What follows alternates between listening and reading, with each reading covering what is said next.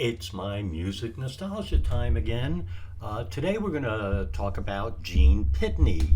Uh, my nostalgia part of it is my older brother was a doo-wopper. In the town we lived in, he sang at under a streetlight at a local corner. The place that they would go into was called the Milk Bar, and he played several instruments and was very talented, by the way. And at one time in the early 60s, he bought an album, and I had heard this guy singing, and I thought, wow, that's really neat. Some of the songs were so good on the album. And so the name of the person was Gene Pitney, and his voice was unique. It was different. There was something about it. I can't even explain it, but he was really good. Well, he became one of my favorites after that. So today, we're going to explore what I believe was his first hit. And that hit was a song called Town Without Pity. It was also a movie that starred Kirk Douglas, by the way, as well as E.G. Marshall and some others.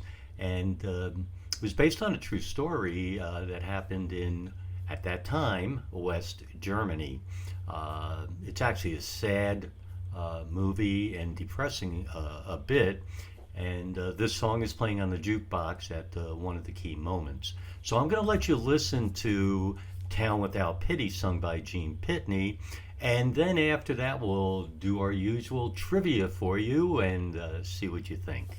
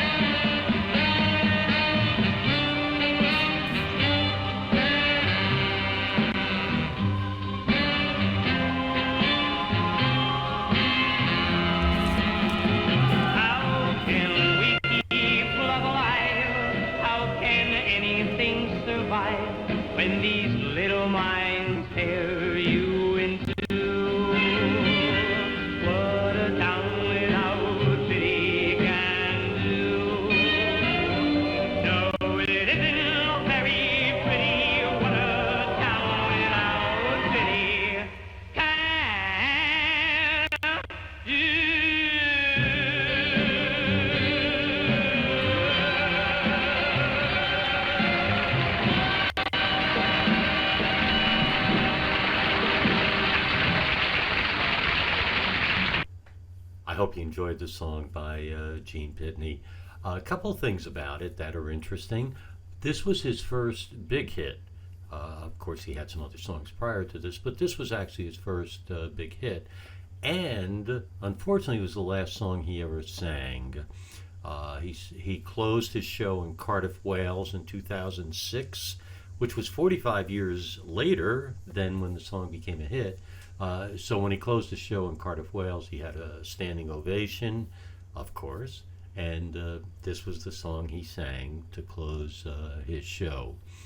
Uh, Another interesting fact is this song was the first song to win an award called the Best Original Song at the Golden Globes. So this was the first Golden Globe for the Best Original Song. Uh, so another first for Gene Pitney. Um, Gene Pitney was the first pop, yep, those are quotes, first pop singer to perform at the Oscars, and this was in 1962 that he performed. And of course, at the Oscars, guess what he sang? It was Town Without Pity. Did you know he also played some piano for the Rolling Stones? He did. It's unknown about how much he played for them, but he played for them, and he was actually well liked by the group Blood, Sweat, and Tears, specifically Al Koopman, who thought that he was just amazing the first time he heard him sit down and start playing the piano. So a very musically inclined person, Gene Pitney. His songs were great. I have several others of his that I really like, and I am going to play them over time. Not necessarily all your hits, but now that we've done Town Without Pity, of course we're going to do The Man Who Shot Liberty Valance, among a few others. So thank you guys for watching. I always appreciate it, and I'm wishing you the best.